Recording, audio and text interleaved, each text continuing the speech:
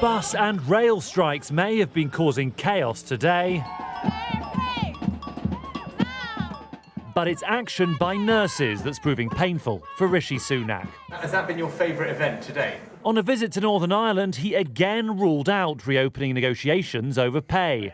We've got enormous gratitude for all our public sector workers for the job they do. I know things are difficult right now. That's why the government is providing lots of support for people, particularly with energy bills. And it's why the government accepted in full the recommendations of an independent pay review body about what appropriate and fair pay levels were. But within his own party, there is a shift. I do hope that a way can be found to chart a middle course, with two ex-cabinet ministers calling for compromise between the 19% rise nurses want and the 4% offered.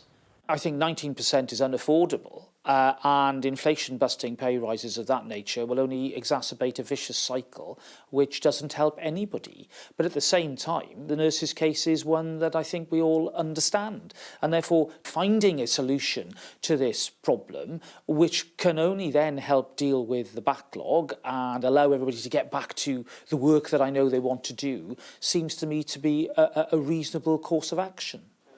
A former Tory health minister has a similar plea.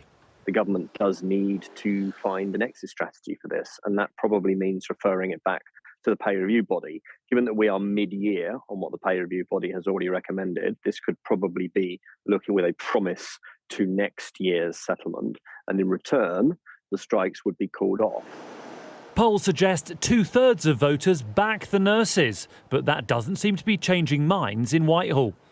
The government's position is at least consistent. They argue their offer is fair and they don't have money for more, whilst Labour say they talk, but so far haven't promised more cash. Yet there are more than 7 million people already on hospital waiting lists in England. Yesterday, up to 60% of routine operations were cancelled in areas with industrial action, and it's all likely to get far worse next week.